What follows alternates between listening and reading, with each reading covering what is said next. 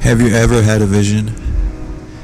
Ever been visited by an angel like Mary, or heard the voice of God like Joan of Arc?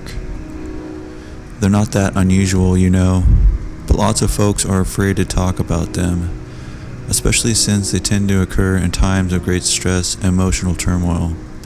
People are afraid that folks will think they are crazy, or they discount their visions as psychotic episodes. They may very well be right about that. Most visionaries and many great artists are hopelessly mentally ill. But that does not discount the validity of the vision. The veil between the conscious world and the unconscious is thinner for people in distress or suffering from mental illness.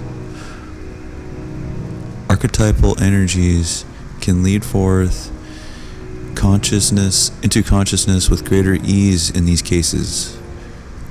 But when judging these people, we must remember that it's the same collective unconscious leaping out, whether the recipient is crazy or sane. And truthfully, who among us has never felt a little crazy? I certainly have. I remember when I was in college, I used to wake up in the middle of the night screaming and sweating from dreams of hellfire. Images of the monster god were leaping out at me from my literature studies. Finally, I cried out to God in pain one night. I cannot worship a monster. If you are a sadist, you cannot be my God, for I cannot serve the God of my parents. If there is something else out there, please show me. Because in truth, the God I was raised with was more demonic than divine. The true God answered this prayer. 24 hours later, a friend of mine suggested we visit St. Michael's Episcopal Church. Let's see what C.S. Lewis and Charles Williams meant by church, he said. So we went, and I have never been the same. I was dumbstruck by the life-size gory crucifix hanging halfway through the sanctuary from the rafters. The ritual spoke to something primal and wordless in me, and when communion was offered, I raced for the rail like a man dying of thirst in the desert coming upon an oasis. But it was when the communion wafer was placed on my tongue that it happened. As soon as the bread hit my tongue, I felt a rushing wind wash over me, and I heard an audible whisper in my ear. This is... I messed that up. This is my mercy for you. Feel it on your tongue. Taste it. It is real.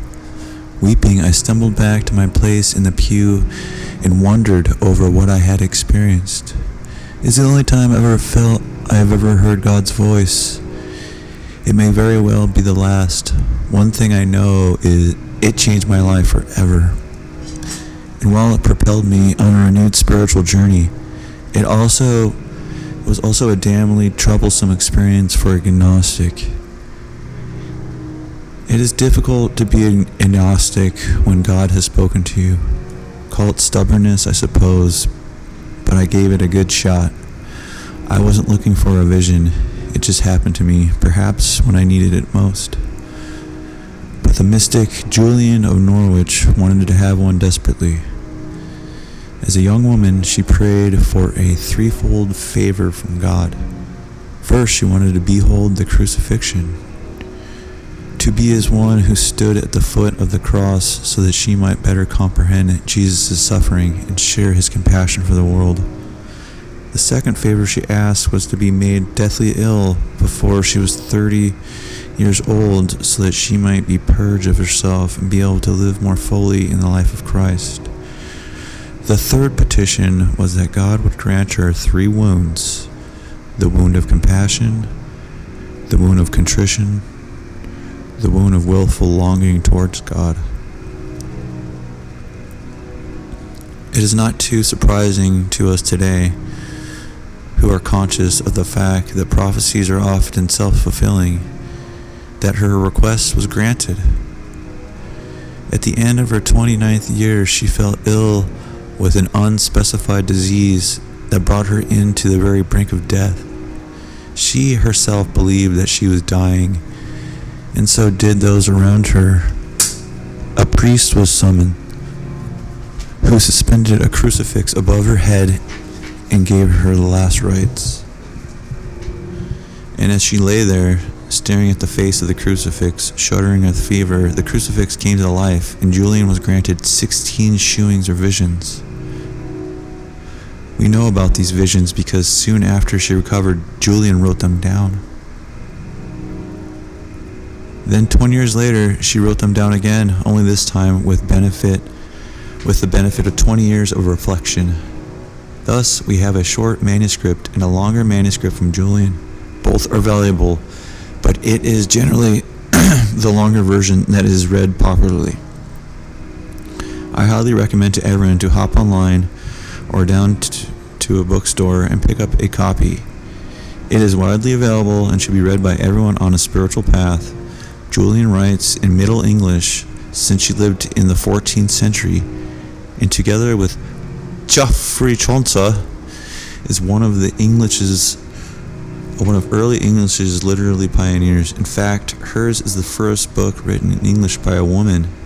Even though she calls herself unlettered, this self-deprecation is transparent as soon as one begins reading. She is, in fact, a literary, political, and religious genius, and is one of the first women writers to be widely read. Feminists like myself have much to rejoice at in her, not only for her literary achievements, but also for her theological chutzpah. Who was this amazing woman? No one knows. Her real name is lost to us. We recall her Julian only because she was an anchoress at the Church of St. Julian in Norwich, England. What is an anchoress, you might be asking? And the answer may shock you. An anchorite, an anchoress, if she was a woman, was a person who allowed him or herself to be shut in a single room for the rest of his or her life. The church has since condemned what is called morbid seclusion, but in medieval times it was actually quite common. Julian did not have a lonely life, however. One side of her room had a window into the church so she could participate in the Mass. Another window allowed her to commune with nature, receive her meals, and offer spiritual direction to the many pilgrims that came to her for advice. She also had the company of her beloved cat, and Julian is sometimes shown with her cat in icons. Soon after her illness, she requested to be shut up in the Church of St. Julian to better devote her life to prayer and meditation upon her visions. A request that was granted when she was installed on May 16, 1373. Visions are a dime a dozen in the history of religions, and the Church has always been suspicious of them. And yet Julian's visions were immediately recognized as being genuine, although it is true that not everyone appreciated what she had to say, as somewhat she has shown was shocking indeed in her day, and may very well be shocking to some in ours. It is difficult to pin down one main teaching to which she frequently returns, but several threads are discernible. One of the most amazing revelations concerns God's wrath, she writes. Holy Church taught me that sinners are sometimes worthy of blame and wrath, but I cannot see these in God in my vision. Instead, I saw that our Lord was never wrathful, nor ever shall be. God is the goodness that cannot be wrathful. I want you to notice what she is doing here. Julian is an obedient daughter of the Church. Her self-image is that she is holy and completely orthodox, not wanting to err in any way, nor in any way to contradict church teaching. But she is in a quandary. Her project is to relate what she saw of God in her visions, and the difficulty for her is that very often the things she saw do not jive with teachings of the Church. Julian has to pedal pretty hard sometimes to have it both ways. She writes, Holy Church taught me that sinners are worthy of wrath, but then she has to admit the truth that she did not behold any wrath in God when she had her vision. The God Julian beheld on her sickbed was God filled only with goodness. That which separates us from God is not God's wrath, nor his offended honor, nor God's need for justice, but simply our own shame, which God pleads with us to let go of so that we can enjoy communion with him. This is in marked contrast to the theologians of Julian's day, who placed the block to communion between God and humanity and God. Julian contradicts us, saying that God embraces us always. It is we who hide our faces from him, not because God holds our sin against us, but because we live in shame of our sin and cannot let go of it. It is not that God will not forgive us, it is that we cannot forgive ourselves. Julian says that in every person there is a part of them that does not consent to sin and never will, and that is our true soul, which is one with God and ever shall be. Julian writes, "My own sin will not hinder the working of God's goodness. As long as we are in this life and find ourselves foolishly dwelling on sinfulness, our God tenderly touches us and joyfully calls us, saying, 'Let all your love be my child. Turn to me, I am everything you need. Enjoy me and your liberation.'" Likewise, Julian tap dances deftly around the subject of hell. She says that in her vision, "I had a desire to see hell and purgatory, not to have proof that they exist, but rather to learn everything I had been taught in my faith, so that my life might profit from this experience. But for all my desire, I did not see them." See, she doesn't come right out and say, "There is no hell." Pardon me. Instead, she says, "The Holy Church teaches there is a hell, and so of course it may be so, but I do not see it." Thus, she cleverly protects her orthodoxy and challenges it in the very same statement. But for all of her boldness, Julian's writings are most rewarding because of her deep mysticism. She invents many words in her book, no doubt because she had need of them and they did not yet exist. One word she uses over is wanting. God wants us to himself. God is wanting the universe. Today we may see uniting or atonement, but these have different shades of meaning. For Julian, as for Meister Eckhart, all the universe resides in God. "See," she writes, "I am God. See, I am in everything. See, I do everything. See, I never lift my hand off my works, nor will I ever. See, I lead everything toward the purpose I ordained it from without beginning. By the same power, wisdom, and love by which I created it, how could anything be amiss?"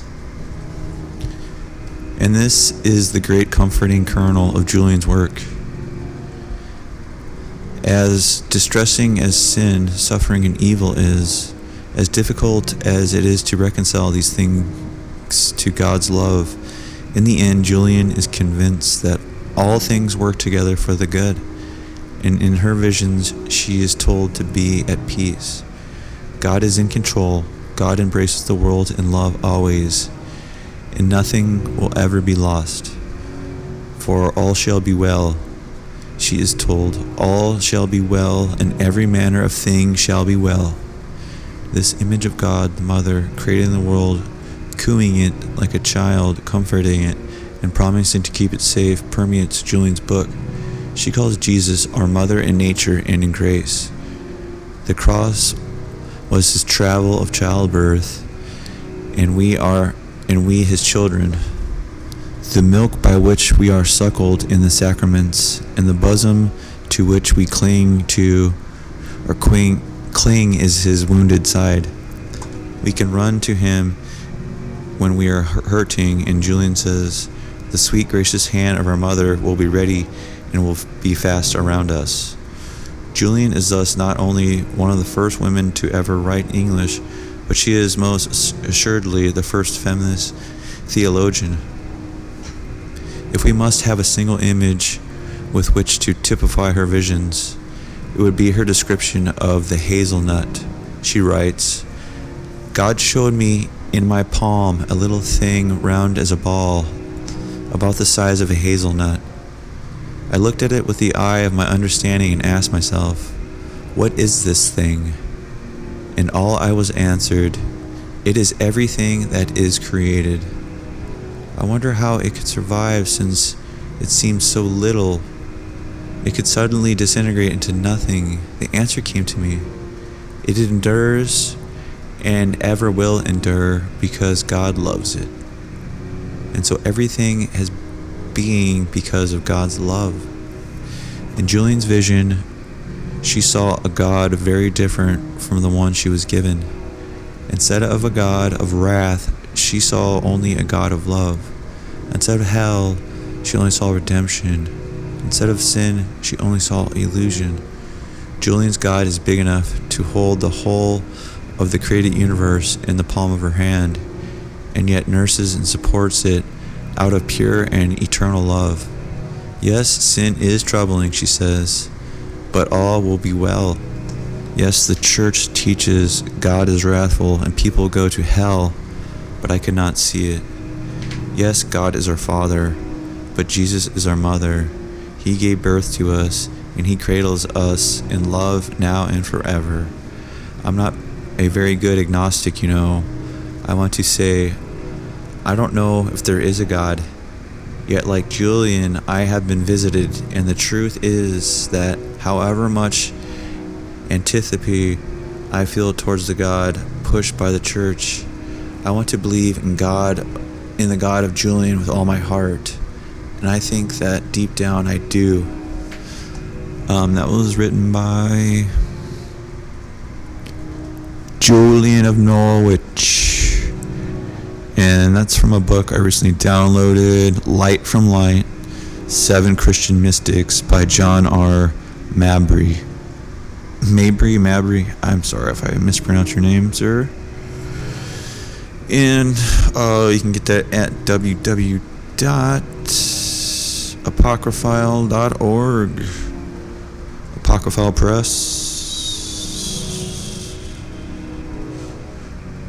Go check it out. I'll read you a little intro here, just quickly. The following essays were previously published in Heretics, Mystics, and Misfits by John R. Mabry, 2004.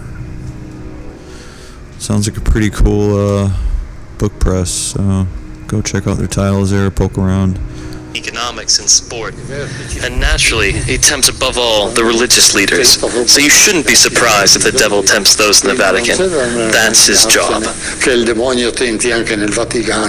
Have you ever performed an exorcism on a priest accused of molesting a child? No, non mi è mai capitato. Ora, I pedofili non sono indemoniati. No, it's never happened. Now, pedophiles are not possessed by the devil. They are tempted by the devil. They don't need exorcism. They need to be converted. To be converted to God. That's what they need. They need to confess. They need true penance, true repentance. That's what they need. They're not possessed. Now, you said we shouldn't be surprised that the devil is present in the Vatican because the devil is present in all the spheres of life. With all of the scandals we've seen recently, do you think the devil's presence is stronger today? No, nessuna sorpresa. Il mondo è sempre andato così. I'm not surprised. The world has always been like that. The devil attacks everyone. He also attacks people who are in the Vatican. Se noi leggiamo la storia, se conosciamo la storia, if we look at history, if we know our history, we see how many of those in the hierarchy have been attacked by the devil. It's always been that way. The devil is just doing his job. Now, some people in the church, when they talk about the devil, when they talk about Satan, they use it as a metaphor for the weakness of human beings. But you're talking about something very real, aren't you? Certo, realissima. Vi dico, se credete al Vangelo, credete all'esistenza del demonio. Absolutely, very real. I'm saying that if you believe in the gospel, you believe in the existence of the devil. The devil's power to possess people, the power that he has to take possession of people. Di liberare dal demonio. Basta credere nel Vangelo. All right. So, there's just a little sample there. Just about exorcism and things like that. Evil spirits. Malachi Martin. I was listening to him earlier. And all the reason I got into this is part of the news. And then also wanted to share that I'm re-recording this one. I did it last night. It was 3 hours, and then for some reason Ableton just wasn't stopped recording. So I'm gonna save frequently and save often instead of just try to do it one and done. But still not gonna do any. You're not gonna get any Casey Neistat editing here.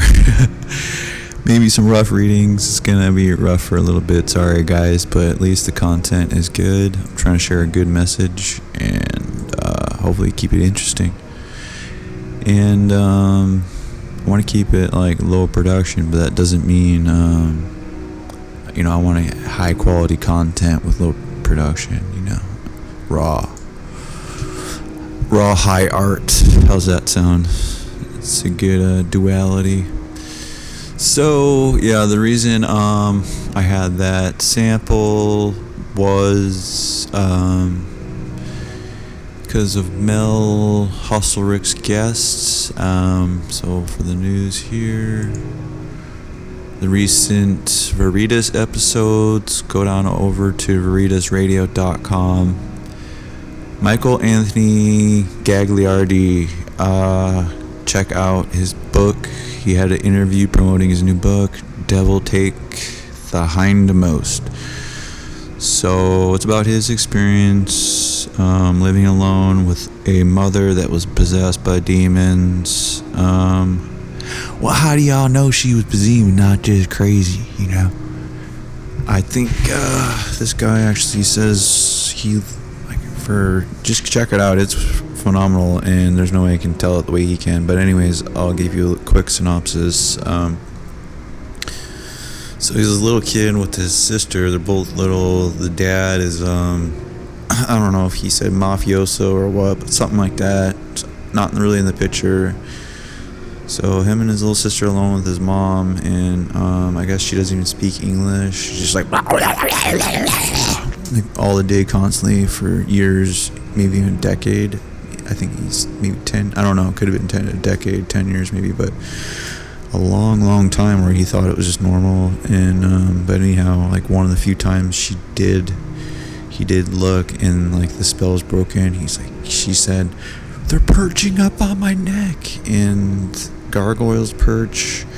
He gets into that kind of that's the kind of stuff you're going to get in that episode. A lot of history of demonology, demon possession, and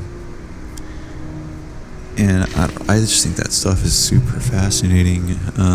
For instance, yesterday in the morning, I went to go get some juice, some fasting, but I was kind of feeling under the weather, so I went to Sons of Albert and got some orange juice, and was walking back home, and some guy was on the riverbank doing the same thing. The guy said his mom just, and he had a can of whipped cream in his hand. And yeah, I think that's people get hired from that. Okay, so check that out, and then also on veritasradio.com, Howdie Mickoski, he is on Veritas. He go check out his interview also on Tinfoil Hat. So this is mind-blowing stuff. I'm super into.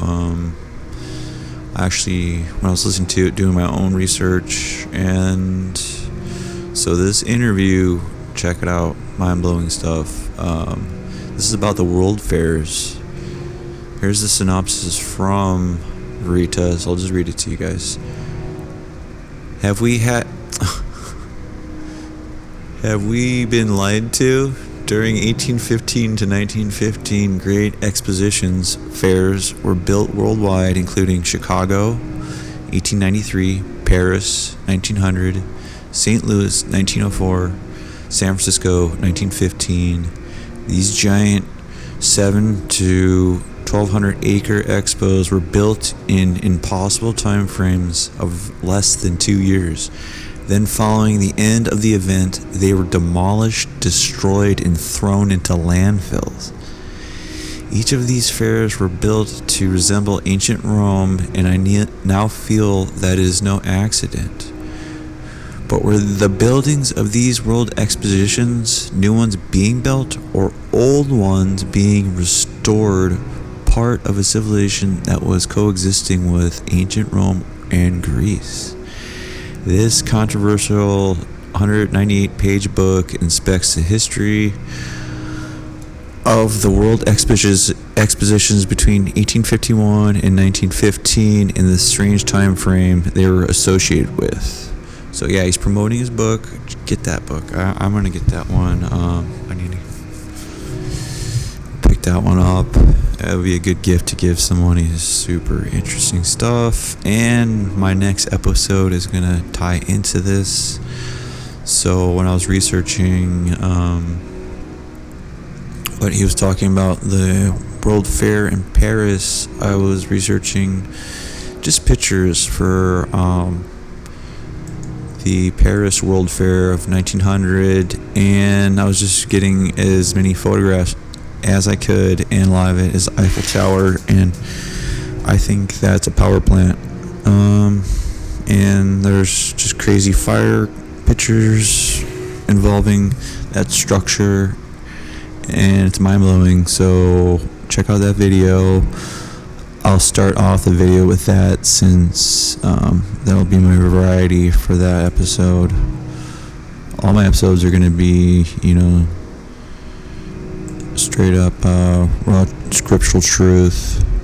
So if I'm going to do something different, I'll have it at the beginning of the episode, where I notice many channels will have it at the end. They'll have to watch the whole thing. It's like, okay, if you don't want to watch what I got to say, that's fine. I'll just put the stuff that I don't normally put at the beginning instead of burying it somewhere where you gotta search for it. That's lame. Okay, so go check out that interview. Seriously, it is such cool stuff. And alright, I'm going to do a little reading here. Okay, quick reading. End Times, Sign of Jonah, by Robert Ferrell. What is the Third Testament sword? This is the sign of Jonah. Jesus, the word of Logos of God, lies in the metaphorical belly of the great fish, which is the church of Chorus, and eventually emerges on the third spiritual day, or after 2,000 years, to preach to Nineveh, which is also a 3-day journey across. So it is this same age metaphorically. In other words, it is us, and therefore we eventually repent at the teaching of Jonah, and God decides not to punish us. That's some pretty good news, I'd say. Yeah, he's a merciful God, I'd say. So Luke 22:38 reads, "And they said, Lord, behold, here are 2 swords. And he said unto them, It is enough." It means that 2 testaments will suffice for them until Jesus' return, at which point another sword or testament comes out of his mouth, meaning that contained within those 2 swords, another sword emerges, making 3 swords or testaments. Thomas's gospel, once properly understood, gives us the power to overturn the concept of the canon and replace it with the understanding of the keys. This is why the end is at the beginning. Why should it take 2,000 years for the church to actually accept what the biblical authors accepted? And just to demonstrate that it happened before, God has given these keys back to us to restore the church to its original teaching, which they refused to do, since Peter, the church, has one more denial left. When he's confronted by the fact that he speaks with Galilean accent, which is a cryptic reference to the Bible's secret language. Jude quotes Enoch as inspired, but the church threw it out anyway. Peter quotes the son of Achar 7:27 in part 2, 2:22, but we don't accept his testimony. Paul alludes to the life of Adam and Eve several times in 2 Corinthians, but you won't find any church agreeing with Paul here. He also patterned the armor of God analogy from the Wisdom of Solomon, chapter 5.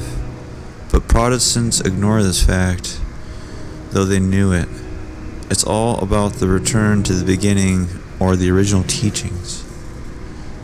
If we understand who Jesus is from what he says to us, we drink the water of the word directly from his mouth, if you will, without a cup or container or cannon, in other words.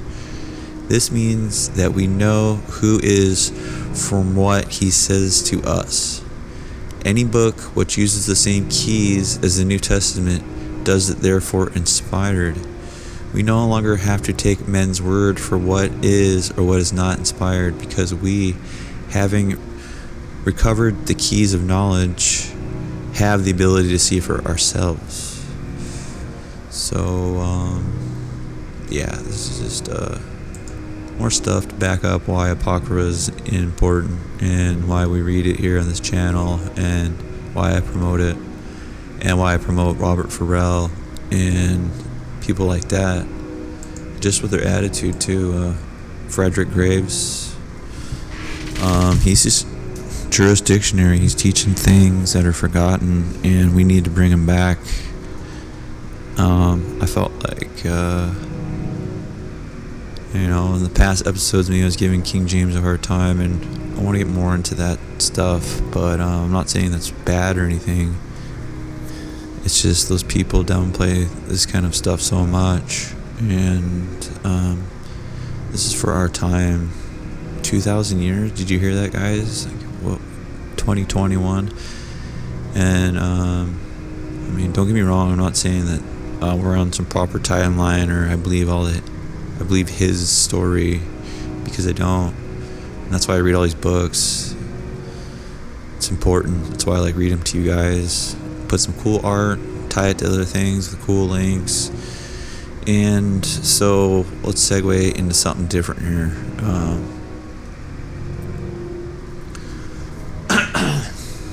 That's what you're going to get here, variety.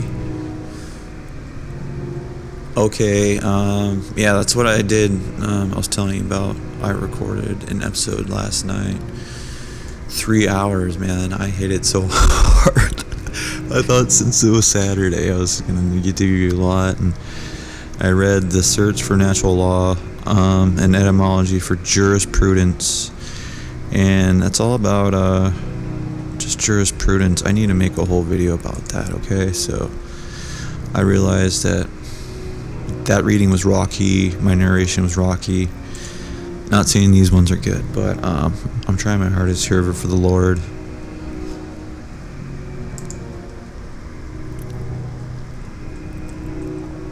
Okay, here's a quickie. I'm gonna do a couple of quickies because I read so much last night, and I kind of wanted to go to liturgy. I don't know, it starts at 10. It's 10 now, but I want to get this done and get the Eiffel Tower video going too.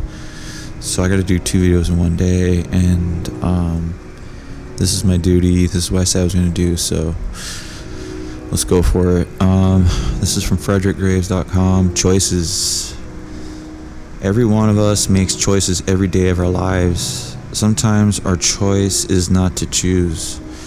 Other times we make decisions, choices as to what we eat, what we wear, where we go, who we see, and who we think about. Such things as the news we see on TV or rumors about how someone was treated by the local court system.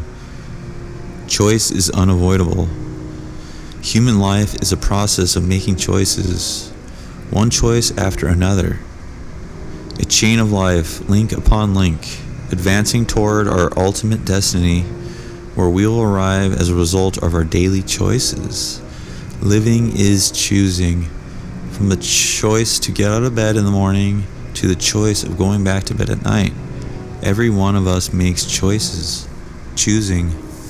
You made the choice to read these words, and you may make the choice or not to read on. When two or more of us make the same choice, electing to see the world around us in some similar way, we become more than individuals, we become a collective.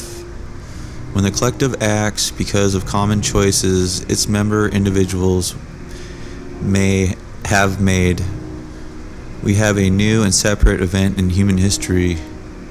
No one is acting, but two or more. When all members of the collective think and act similarly within the framework of the collective's shared choices, i.e. within the scope of the collective's philosophy, the individual is marginalized.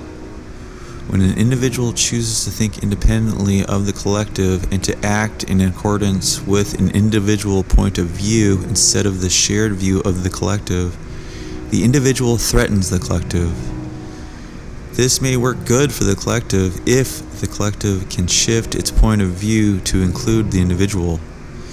Otherwise, it works badly for the individual, who is often excluded from the collective and its cooperative benefits, or even eliminated by some violent act altogether, as too many times has occurred in our human history. How then do we measure the progress of justice and peace?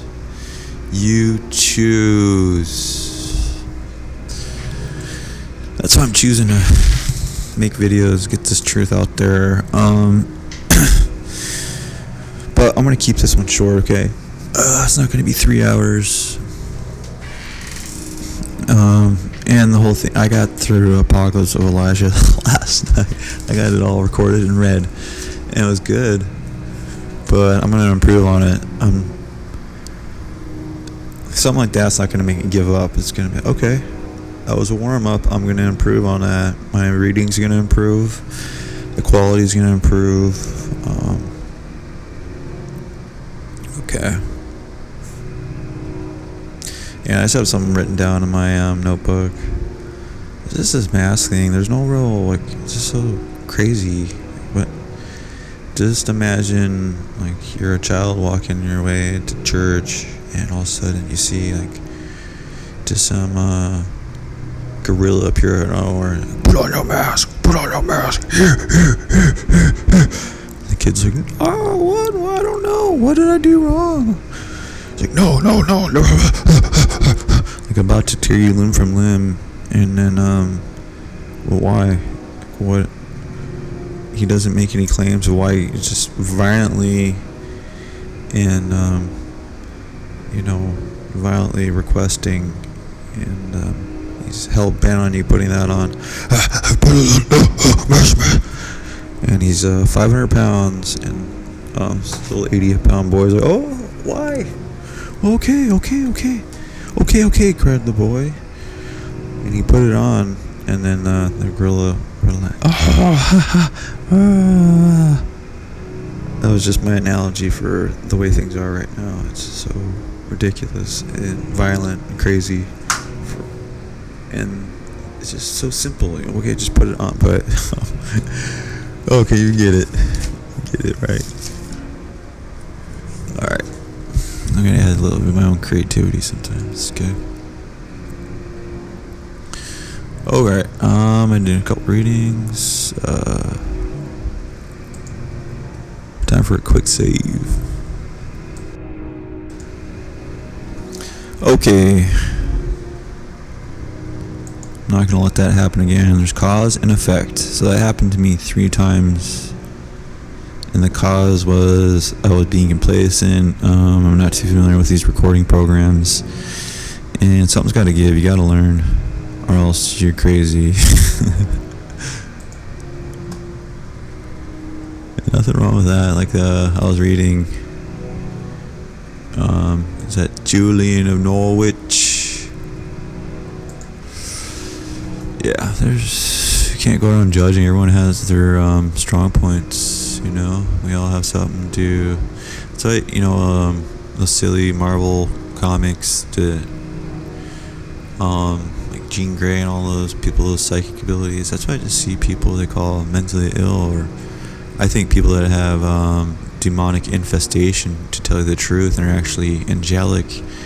They're just trapped in this demonic system. And yeah, we got choices, guys. Let's why are we on trial here? Like, it should be the other way around. People are, you know, you see what's going on. It's a spiritual warfare. So that sword of truth and knowledge and wisdom, guys, it's our duty. And let's see what else I got written here.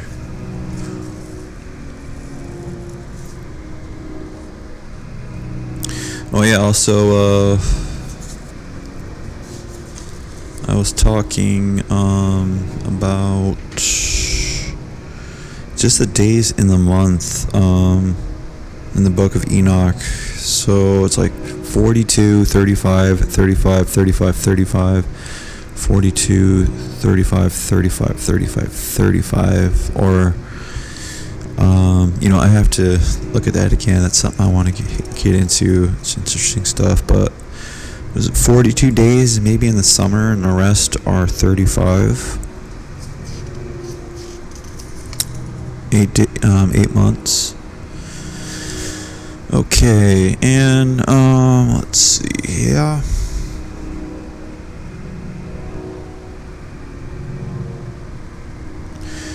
So let's checking out some stuff I've written down. Captain Michael. Okay, let's just get into Apocalypse of Elijah here. Like I said, I'm gonna keep this one kind of short.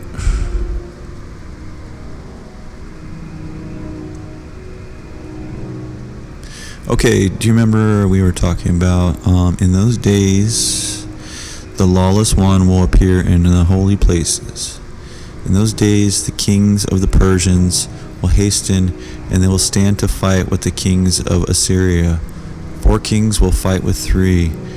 They will spend 3 years in that place until they carry off the wealth of the temple which is in that place. In those days blood will flow from Kos to Memphis. The river of Egypt will become blood, and they will not be able to drink from it for 3 days.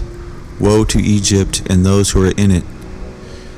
In those days a king will arise in the city which is called the City of the Sun, and the whole land will be disturbed. He will flee to Memphis with the Persians. In the 6th year the Persian kings will plot an ambush in Memphis. They will kill the Assyrian king. The Persians will take vengeance on the land, and they will command to kill all the heathen and all the lawless ones.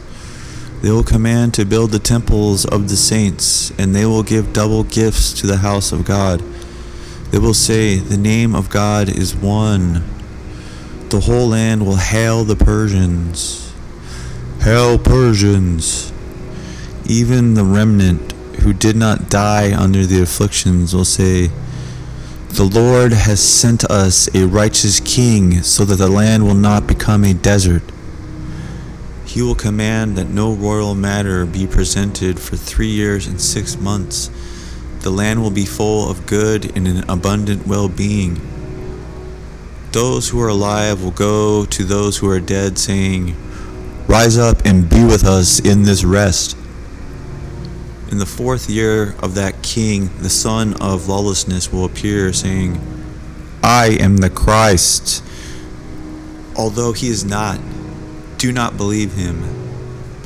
When the Christ comes, he will come in the manner of a convoy of doves, with a crown of doves surrounding him. He will walk upon the heaven's vaults, with the sign of the cross leading him. The whole world will behold him like the sun which shines from the eastern horizon to the western. This is how he will come, with all his angels surrounding him. By the son of lawlessness will begin to stand again in the holy places. He will say to the sun, fall, and it will fall. He will say, shine, and it will do it. He will say, darken, and it will do it.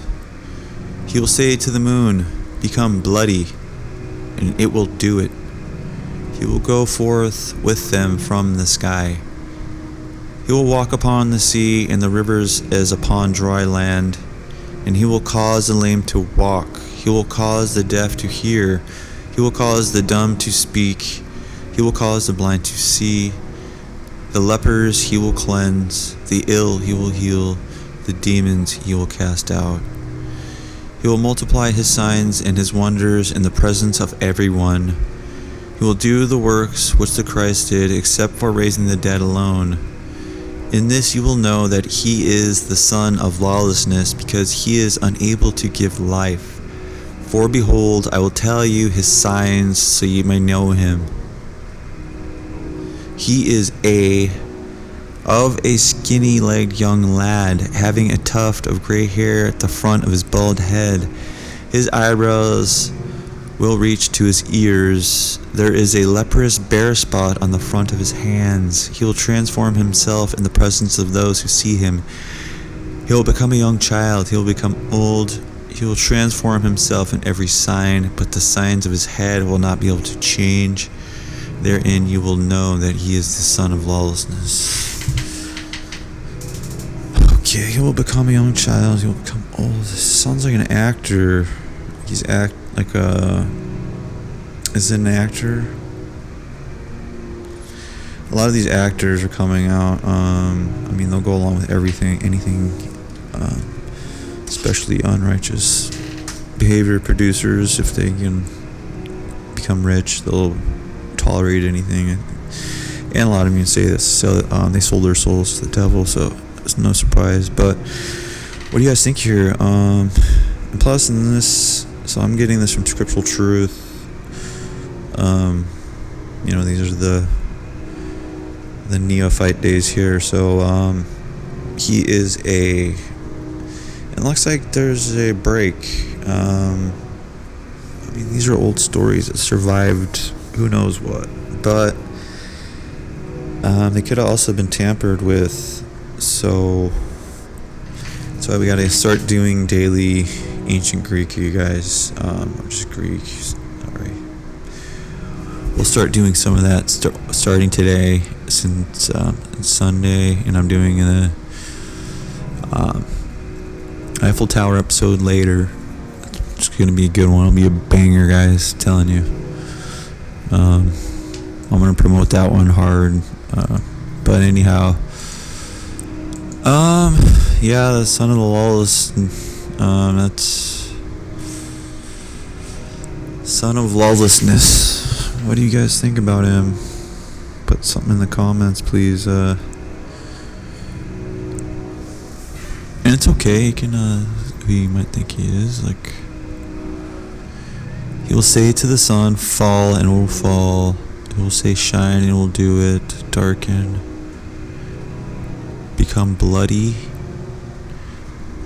There's been quite a few blood moons recently, and I don't know, it has something to do with CERN.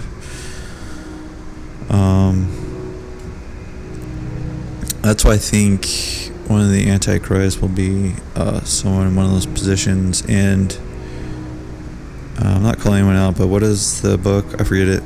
I'll look up that later too.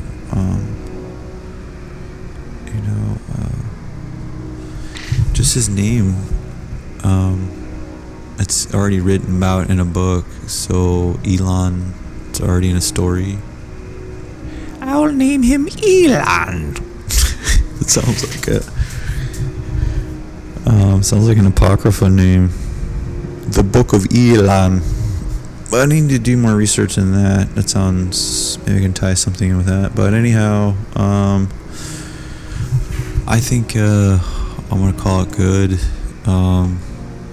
Peace to you guys. Have an excellent Sunday. Go get some sunshine.